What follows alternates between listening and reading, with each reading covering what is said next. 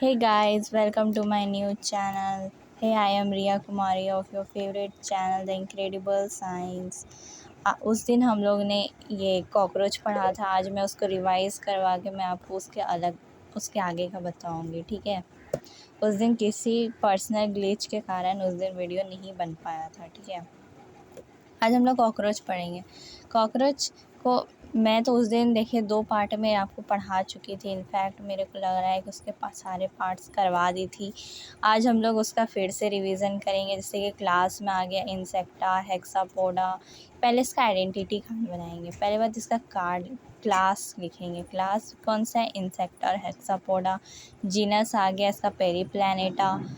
Species आ गया Americana. Colour आ गया tropical region में ये ब्राइट रेड, ग्रीन, येलो। मैंने आपको बताया था इसको एज अ ट्रैफिक लाइट का कलर से भी हम लोग याद कर सकते हैं। जनरली ये तो ब्राउन और ब्लैकिश कलर का होता है। इसका जो साइज़ होता है वो 1/4, मतलब इसका जो मतलब एक कॉकरोच का जो साइज़ होता है वो 1/4 to 3 इंचेस होता है।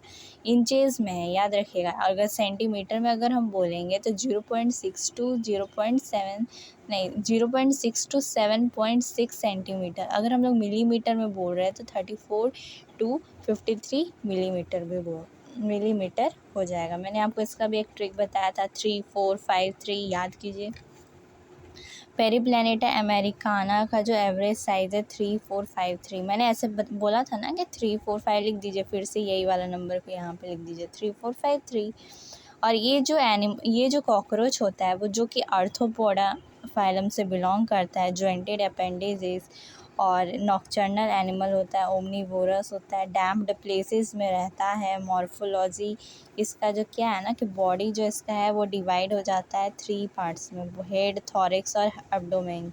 हेड जो है वो एम्ब्रायो स्टेज में वो 6 सेगमेंट्स में रहता है, वही 6 सेगमेंट्स फ्यूज़ होके एक सेगमेंट बन जाता है। थॉरिक्स जो है एम्ब्रायो स्टेज में वो 3 सेगमेंट्स रहता है और वही 3 का 3 ही रहता है। एब्डोमेन जो है एम्ब्रायो स्टेज में वो 11 सेगमेंट्स रहता है, लेकिन एक फ्यूज्ड हो जाता है जिससे कि 10 ही बचता है। अब एम्ब्रायो में कितने टोटल सेगमेंट्स हो गए? 20। और एडल्ट में कितने हो गए? 14। अब इसका जो है वो एक्सटर्नल सेगमेंटेशन ये करता है कि ऑफ कोर्स ये बाहर से ही सेगमेंटेशन करेगा ना, अंदर में इसका कोई सेगमेंट नहीं होता है। बाहर जो सेगमेंटेशन होता है उसको स्क्लेराइट बोलता है। और ये कैटिनस उसके जो बाहर के जो स्क्लेराइट्स, आप देखना कभी कॉकरोच को ध्यान से कि उसके जो बाहर वाली जो लेयर में वो प्लेट्स होंगी, देखिएगा वो जो प्लेट्स होंगी वो हार्ड होंगे। वो किस चीज़ की बनी हुई होती है? काइटिन की बनी हुई रहती है। काइटिन की बनी हुई रहती है और जिसको एन एसिटाइल ग्लूकोसामिन भी बोलते हैं। हार्ड काइटिन प्लेट्स की बनी हुई होती है और स्क्लेराइड्स इसको बोलते हैं, ठीक है। अब मैंने आपको बताया था कि यहाँ पे क्या होता है, देखिए TPS, इसको बोलते हैं टर्काइट, इसको ल्यूराइट,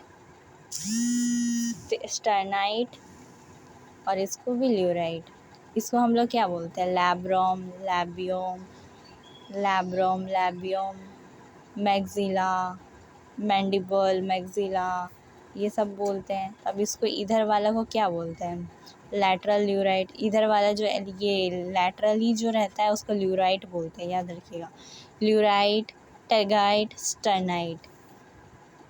अब ये सब जो मेम्ब्रेन्स होते हैं वो आपस में फ्यूज्ड होते हैं, एक ग्लूड होते हैं, मतलब अटैच्ड होते हैं। कौन से मेम्ब्रेन से अटैच्ड होते हैं? आर्थ्रोइडल मेम्ब्रेन से अटैच होते हैं। ये जो होता है मेम्ब्रेन वो आर्टिकुलर होता है, ठीक है। आर्थ्रोइडल मेम्ब्रेन जो होता है वो आर्टिकुलर मेम्ब्रेन होता है, वो थीन एंड फ्लेक्सिबल होता है। अब ये हेड आ गया। अब हेड में क्या होता है? मैंने आपको बताया था कि सिंपल आइज़ होते हैं जिसको ऑसिली बोलते हैं, जो 1 पेयर में होते हैं। एक कंपाउंड आइज़ होता है, एक एंटीना, 1 पेयर ऑफ एंटीना होता है। कंपाउंड आइज़ में भी सेंसरी, ये जो 1 पेयर जो ऑसिली जो होते हैं वो सेंसरी के लिए होता है, मतलब सेंसिंग के लिए होते हैं, ठीक है। और कंपाउंड आइज़ तो आपको पता है कि किस चीज़ के लिए, एक आपका मोज़ाइक फॉर्मेशन के लिए भी होता है। उससे यहाँ पे 2000 हेक्सागोनल यूनिट्स, मतलब आप एक बार में 2000 से करीब, हाँ ऑलमोस्ट 2000 आप इमेजेस एक बार में देख सकते हैं। मतलब अगर वो चाहेगा ना कि वो एक ही बार में सब कुछ देख ले तो वो देख सकता है, क्योंकि उसके जो लेकिन हाँ, अगर वो देखेगा भी तो धुंधला उसको दिखेगा, उसको उतना क्लैरिटी नहीं आएगा, ठीक है। मोर सेंसिटिविटी विथ लेस रिजोल्यूशन, ठीक है। अब हेड जो है वो ट्रायंगुलर शेप का होता है। It is formed by fusion of 6 segments, ठीक है। 90 degree perpendicular to longitudinal axis to body. One pair जो होता है वो सिंपल आइज होता है, वन पेयर एंटीना होता है, वन पेयर कंपाउंड आइज होता है। माउथ पार्ट्स, अपर लिप जो होता है उसको लैब्रम बोलते हैं, याद रखिए, मैंने आपको याद भी कराया था। आर फोर लैब्रम, इधर भी आर है, और लैबियम, ऑफ कोर्स अगर ये लैबियम है तो ये लैब्रम है तो ये लैबियम होगा नीचे वाला। अब यहाँ पे लैबियल पाल्प भी होता है, और मैक्सिले पाल्प भी होता है, मैक्सिलरी पाल्प जिसको बोलते हैं। ऐसे जो इसके जो एक्सटेंशंस जो ऐसे जो निकले रहते हैं, और इधर इसको क्या बोलते हैं, मैंडिबल बोलते हैं। मैंडिबल का क्या काम होता है, ग्राइंडिंग एंड इंसिजन करना। और इसका भी मैंडिबल का क्या फंक्शन होता है, इसका भी वही होता है दोनों का। और ये अपर लिप का क्या फंक्शन होता है, biting and chewing type, biting and chewing type. अब फंक्शन देखिए यहाँ पे लिखा हुआ, अगर आप लिखना चाहते हो तो लिख सकते हैं। फंक्शन ऑफ लैब्रम क्या होता है, biting and chewing. Function of mandible, grinding and incision. अब यहाँ पे हेड है, अगर यहाँ पे सिंपल आइज़ है, मैंने आपको बताया सिंपल आइज़ है, ओसिली, इसको ओसिली बोलते हैं। ये एंटीना है, ये कंपाउंड आइज़ है। इसके 3 सेगमेंट्स होते हैं, प्रोथोरैक्स, मेसोथोरैक्स, मेटाथोरैक्स।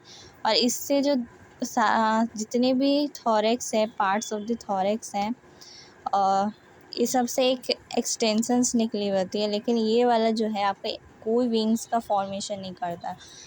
मेसोथोरैक्स जो है वो टेगमिना नहीं, फोर विंग्स का फॉर्मेशन करता है। और ये हाइंड विंग का, फोर विंग जो होता है मैंने आपको बताया था वो फ्लाइट के लिए बिल्कुल वर्क नहीं करता। मेसोथोरैसिक विंग्स होता है, टेगमिना होता है उस अंदर। और इस ये डार्क कलर्ड ओपेक मतलब क्या, पूरा एकदम पैक रहता है ना, वो सिर्फ प्रोटेक्ट करने का काम आता है। It protects the hind wings. Dark coloured opaque leathery protect the hind wings. Hind wing जो होता है वो मेटाथोरेसिक विंग होता है, फ्लाइंग विंग होता है। ये हेल्प करता है फ्लाई करने में। वन पेयर थिन ट्रांसपेरेंट होता है, या देखिएगा ये डार्क कलर्ड ओपेक लेदरी होता है, और ये वन पेयर थिन ट्रांसपेरेंट होता है। फिर यहाँ पे इसी में थिन मेम्ब्रेनस होता है, ये याद रखिएगा, ये मेन पॉइंट है। मतलब ये आता है थिन थिक करके, आपको कंफ्यूज करेगा आके, लेकिन आपको याद कर लेना है कि ये थिन लेयर का होता है, मतलब पतला होता है। जेनाइटल पाउच और चैम्बर, जेनाइटल पाउच और चैम्बर में आपको बताऊँगी क्या होता है। Male genital pore, gonapophysis dorsal anus, ठीक है। अब इसका जो है वो फीमेल में कहाँ तक रहता है, 7 to 9 स्टर्नम तक रहता है, जिसको 6 to 7 वाला को मशरूम ग्लैंड बोलते हैं, आपको याद होगा। 7th 10th segment anal cerci, both male and female jointed structure, ठीक है। एनल सर्काई जो है मैंने आपको बताया था कि बोथ मेल एंड फीमेल। अब ऐसी क्या कैरेक्टरिस्टिक्स है जो कि अलग करती है मेल को अपने फीमेल से, ठीक है। आप कैसे पहचानेंगे कि मेल कॉकरोच अलग है और फीमेल कॉकरोच अलग है, वो एनल स्टाइल जो है, एनल स्टाइल है जिसकी वजह से आप एनल स्टाइल जो है जिसके वजह से आप पहचान सकते हैं, ठीक है। एनल स्टाइल जो है कॉर्डल स्टाइल, एनल स्टाइल को हम लोग caudal style which is present only in male cockroach. वो कैसा होता है, थ्रेड लाइक शॉर्ट होता है, मतलब वो छोटा होता है, थ्रेड लाइक स्ट्रक्चर होता है। अब डाइजेस्टिव सिस्टम में हम लोग आ जाएंगे, फिर से मैं एक बार बना लेती हूँ आपके लिए डाइजेस्टिव सिस्टम। एक मिनट,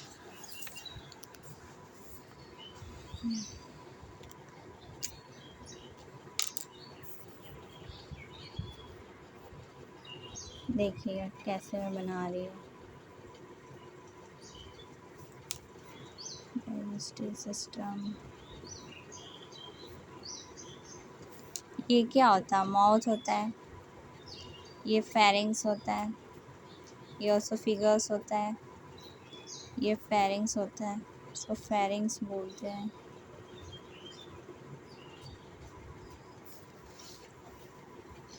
इसको माउथ बोलते हैं। इसको एसोफेगस बोलते हैं।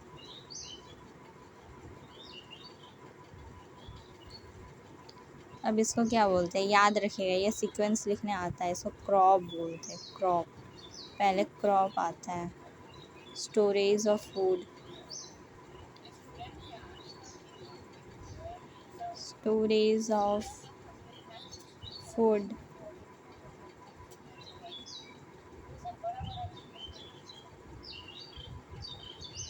स्टोरेज ऑफ फूड, गिजार्ड, ये गिजार्ड इसको बोलते हैं। गिजार्ड का क्या फंक्शन होता है? इसका भी वही फंक्शन होता है जो मैंडिबल का होता है, ग्राइंडिंग करना। वहाँ से जो बच जाता है जो कुछ थोड़ा मोड़ा, तो वो ग्राइंडिंग यहाँ पे कर सकता है, ठीक है। अब क्रॉप का, अब ये क्रॉप हो गया। अब यहाँ पे जो मान लीजिए वो कुछ खाया, कीड़ा मकोड़ा जो भी खाया, ऐसे तो वो नॉकटर्नल है, ओमनीवोरस है, वो कुछ भी खाता है। एक होता है ना कि सब्जी का वो जो होता है पील, वेजिटेबल पील, या फिर वो सब कुछ खाता है, वैसे कीड़ा मकोड़ा भी खाता है। तो अब अगर वो यहाँ से अगर वो कुछ ले रहा है अंदर, यहाँ से फूड अगर ट्रांसपोर्ट हो रहा है, यहाँ से ओसोफेगस भी, फिर यहाँ पे फूड आके स्टोर हो गया, फिर यहाँ पे गिजार्ड में चला गया, यहाँ पे तुम्हारा ग्राइंडिंग हो रहा है, इंसीजन हो रहा है, ग्राइंडिंग एंड इंसीजन हो रहा है।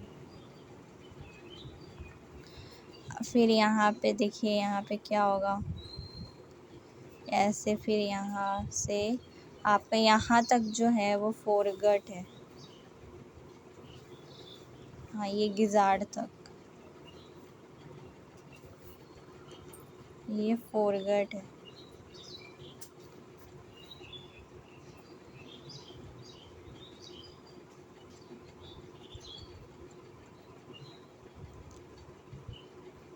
मिडगट, ये मिडगट है। लेकिन हाँ यहाँ पे इसके ऐसे ऐसे ऐसे ऐसे ऐसे यहाँ पे ब्लाइंड ट्यूब्यूल्स भी तो प्रेजेंट होते हैं ना, सॉरी मैं भूल गई, ब्लाइंड ट्यूब्यूल्स भी प्रेजेंट होते हैं, ब्लाइंड ट्यूब्यूल्स भी प्रेजेंट होते हैं, जिसको गैस्ट्रिक सीके और हेपेटिक सीके भी बोलते हैं। गैस्ट्रिक सीके और हेपेटिक सीके भी बोलते हैं।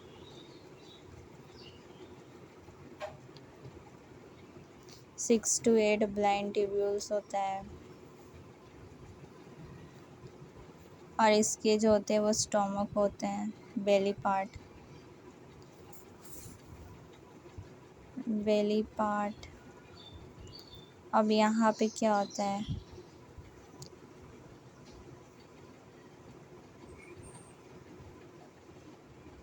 ये स्मॉल इंटेस्टाइन है, ठीक है। अब यहाँ पे भी रहता है, ऐसे ऐसे ऐसे ऐसे इसी स्ट्रक्चर से रहेगा। यहाँ पे 100 to 150 मेल्फिजियन ट्यूब्यूल्स रहते हैं, which is present between the junction of midgut and hindgut.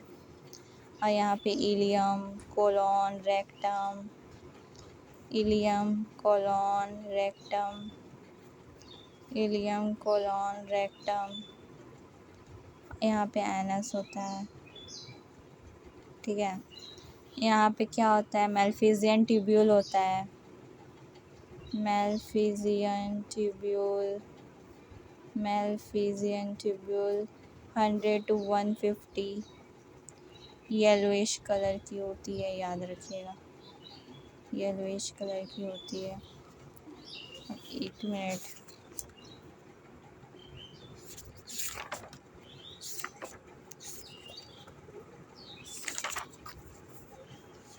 ठीक है। येलोइश कलर की थिन थ्रेड लाइक स्ट्रक्चर होती है जो जंक्शन बिटवीन द, पहली बात मैंने आपको बताया था कि मेल्फिजियन ट्यूब्यूल जो होता है वो आपका मिड गट और हैंड गट में ही प्रेजेंट होता है।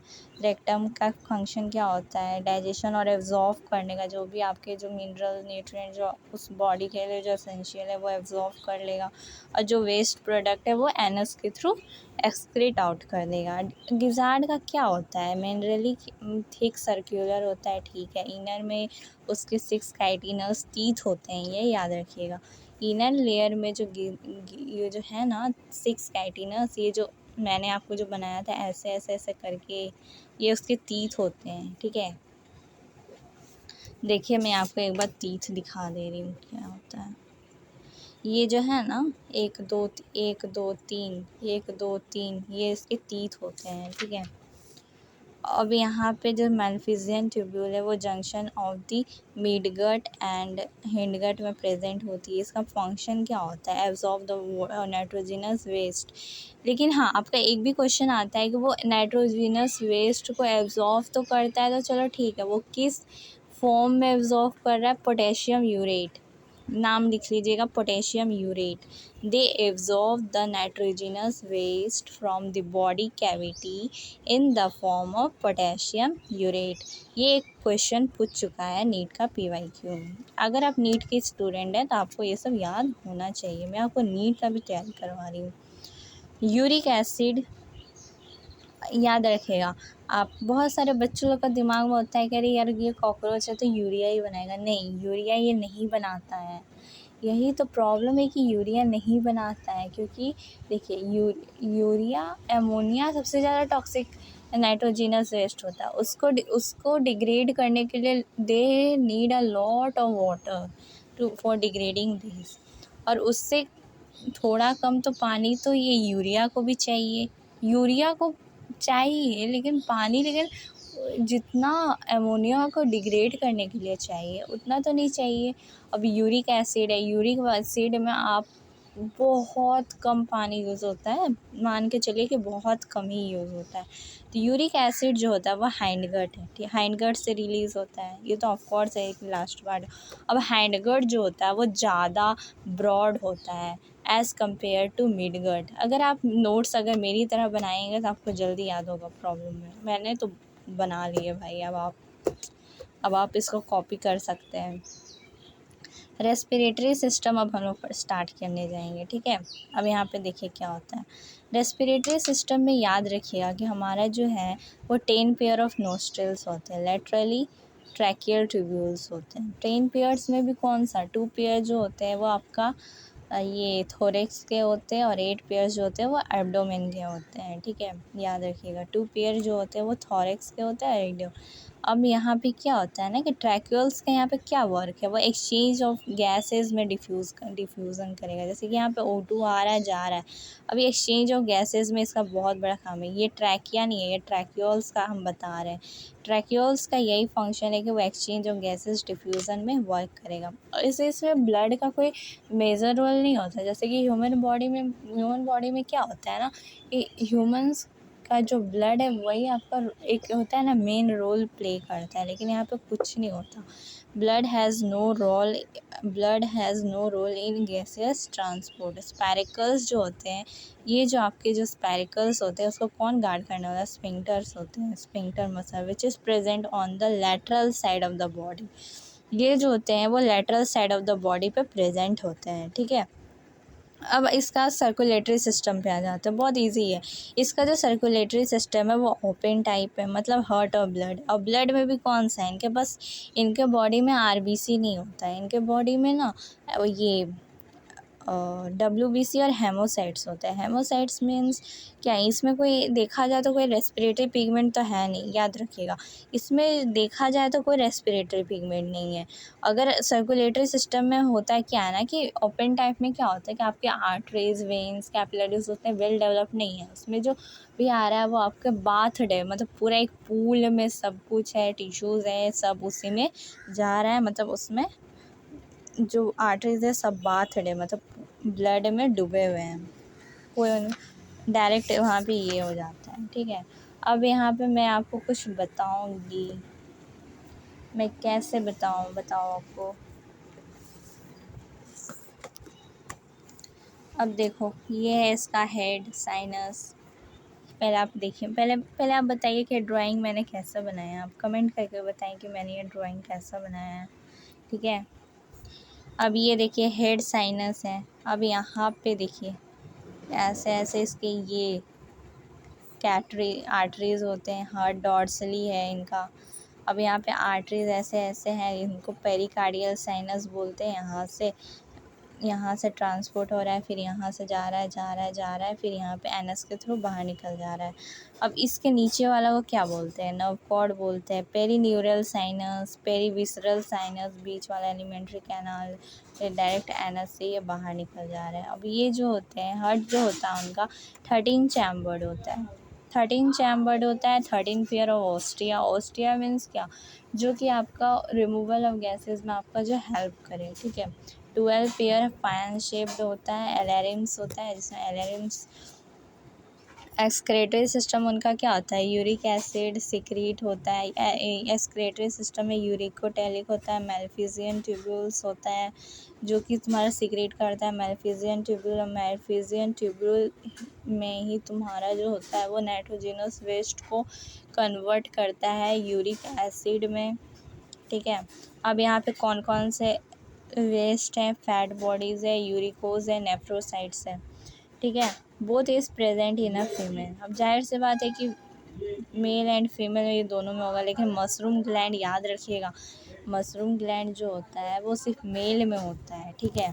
नर्वस सिस्टम में आ जाता है। अब नर्वस सिस्टम में हम लोग क्या, जैसे हम लोग कई बार देखते हैं कि अगर कॉकरोच को अगर हम मार देते हैं या फिर उसका काट देते हैं, आई मीन उसका सर, तो वो कुछ ना या तो 1 सप्ताह तक वो ज़िंदा रहता है। वो क्यों रहता है? क्योंकि उसका जो मेजर जो नर्वस सिस्टम है उसका बेली पार्ट में ये है, ठीक है, रहता है।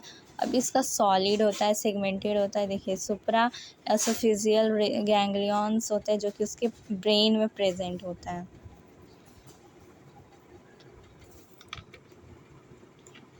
अब देखिए मैंने आपको सेम यहाँ पे बताया था कि यहाँ पे जो लैटरल कनेक्टिव्स होते हैं, यहाँ पे देखिए मैंने आपको हार्ट के साथ ही ना यहाँ पे ब्रेन भी, यहाँ ब्रेन का यहाँ पे सुप्रासोफिजियल नर्व्स कनेक्टेड है, ताकि यहाँ पे अगर उसकी मान लीजिए हम लोग किसी वजह से वो अगर छिपा भी जाता है, एटलीस्ट वो 1 वीक तक जिंदा रहता है। क्यों? क्योंकि उसके जो हर्ट्स जो हैं वो डायरेक्टली कनेक्टेड होते हैं सुप्रासोफिजियल गैंग्लियन ब्रेन से, ठीक है, जो कि पार्ट है लैटरली कनेक्टेड, ठीक है। अब सब एसोफिजियल, अब यहाँ पे सुपरा एसोफिजियल होता है और नीचे में सब एसोफिजियल। अब ये क्या होता है? एक वेंट्रल होता है, मतलब ऑफ कोर्स ये नीचे है तो वेंट्रल ही होगा, ये ऊपर डॉर्सल ही होगा। ये 1 पेयर सॉलिड लिक्विड तो नहीं होगा of course, solid segmented, 3 thorax, यहाँ पे 3 थोरेक्स होंगे और 6 एब्डोमेन्स होंगे जिसको गैंग्लिया भी बोलते हैं। अब यहाँ पे देखिए मेजर नर्वस सिस्टम, मैंने आपको बताया था कि उसका जो मेजर नर्वस सिस्टम जो प्रेजेंट रहेगा वो बेली पार्ट में प्रेजेंट रहेगा। हेड होल्ड्स अ बीट, मतलब उसके हेड में थोड़ा सा नर्वस सिस्टम रहेगा, लेकिन it holds a bit of nervous system. It major nervous system जो उसका जो प्रेजेंट रहेगा वो बेली पार्ट में रहेगा, ठीक है। सब सुप्रा एसोफिजियल नर्व्स जो होता है 2 एंटीना और कंपाउंड आइज दोनों में प्रेजेंट होता है। सेंस ऑर्गन, सेंसरी, एंटीना के लिए, एंटीना का क्या फंक्शन है? मैंने आपको शुरू में बताया था कि वो सेंसिंग करने में हेल्प करता है, जैसे कि हो गया स्मेल, टेस्ट। आइज़ उसके देखने के लिए, मोज़ाइक फॉर्मेशन के लिए होता है। मैक्सिलरी क्लीनिंग के लिए होता है, सेंसिंग के लिए होता है। लेबियल पाल्प का भी सेम फंक्शन, एनल सर्काई जो होता है हियरिंग के लिए होता है, एक्चुअली उसका हियरिंग के लिए वर्क किया जाता है। अब उसका रिप्रोडक्टिव सिस्टम पे क्या बात करेंगे? रिप्रोडक्टिव सिस्टम में उसका कुछ नहीं है। They are dioecious, internal fertilisation, indirect development, larva. इन उसका जो वो जो मेनली जो फर्टिलाइजेशन करता है वो इंटरनली ही फर्टिलाइजेशन करता है, और इनडायरेक्ट हम लोग कब बोलते हैं? जब उसका डेवलपमेंट, जब तुम्हारा लार्वा कैटरपिलर स्टेज से हो, मतलब नीम्फ में जहाँ पे प्रेजेंट, और लेकिन उसका जो डेवलपमेंट होता है वो बहुत स्लो होता है, जिसको हम लोग पोरोमेटाबोलस बोलते हैं। क्या बोलते हैं? पोरोमेटाबोलस डेवलपमेंट। अब इसको हम लोग क्या बोलते हैं? इनकम्प्लीट डेवलपमेंट बोलते हैं। पोरोमेटाबोलस डेवलपमेंट भी इनकम्प्लीट होता है, ठीक है। अब हम लोग पढ़ेंगे मेल रिप्रोडक्टिव सिस्टम। क्या पढ़ेंगे हम लोग? Male reproductive system. पहले मैं आपको यहाँ पे अच्छे से बता देती कि होता क्या है।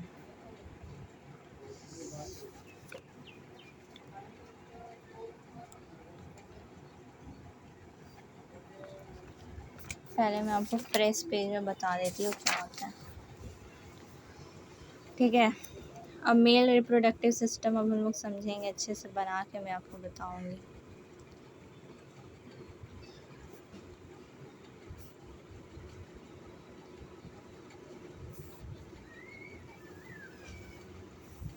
मेल रिप्रोडक्टिव सिस्टम ना, ये 4th to 6th होता है। 7 4 5 6 7 8 9 10, 4th 5th 6th 7th 8th 9th 10th, 4th 5th 6th 7th 8th 9th 10th, 4th 5th 6th 7th 8th 9th, ये 10th। अब इसका देखिए, इसका 7th 6th, यहाँ पे एक इसका ग्लैंड होता है, ऐसे करके ऐसे करके ऐसे ऐसे ऐसे ऐसे आपका ये मशरूम ग्लैंड होता है, जिसको मशरूम ग्लैंड बोलते हैं। ऐसे ऐसे ऐसे। अब यहाँ पे क्या होता है ना कि ऐसे यहाँ पे फिर आता है ऐसे ऐसे ऐसे। यहाँ पे आपका स्पर्म का स्टोर होगा, सेमिनल वेसिकल्स प्रेजेंट होंगे, ठीक है, सेमिनल वेसिकल्स प्रेजेंट होंगे। ये डायग्राम में उतना अच्छा नहीं बना पाया, लेकिन यहाँ पे देखिए आप क्या होता है। मैं आपको समझा देती हूँ, अच्छे से समझाऊंगी, डोंट वरी, मैं उड़ा नहीं दूँगी। अब यहाँ पे देखिए क्या होता है। अब यहाँ पे आपका सेमिनल वेसिकल्स भी प्रेजेंट होता है। देखिए, जब भी आपका जो स्पर्म्स का रिलीज़ होगा ना, तब टेम्पररीली स्टोर है ना आपका सेमिनल वेसिकल में होगा। जैसे स्टोर से स्पर्म, जो कि सेमिनल वेसिकल का याद रखिएगा कौन सा सेगमेंट में ये पाया जाता है, 6th सेगमेंट में पाया जाता है।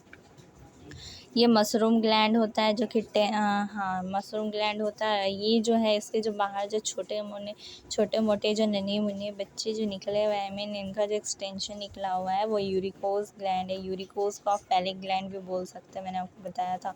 मेल गोनोफोर, मेल जेनाइटल फोर भी इसको बोलते हैं। मेल जेनाइट जो कि स्मॉलर ट्यूब्यूल्स, और फैलिंग ग्लैंड जो होता है वो लार्जर ट्यूब्यूल्स नरिशमेंट प्रोवाइड करता है। स्पर्म्स को हम लोग एक पैकेट में स्टोर करते हैं, जैसे कि वो उसके ऊपर की जो लेयर होती है उसको हम लोग स्पर्मेटोफोर बोलते हैं। उसके ऊपर एक सेकेंड लेयर भी होती है जिसको हम एजैकुलेटरी डक्ट बोलते हैं। उसके ऊपर एक थर्ड लेयर भी होती है जिसको हम लोग फैलिक ग्लैंड भी बोलते हैं। जैसे कि देखिए आप यहाँ पे लिखा हुआ है, sperms are packed into pocket called spermatophore, gonapophyses, accessory gland, packet of sperms।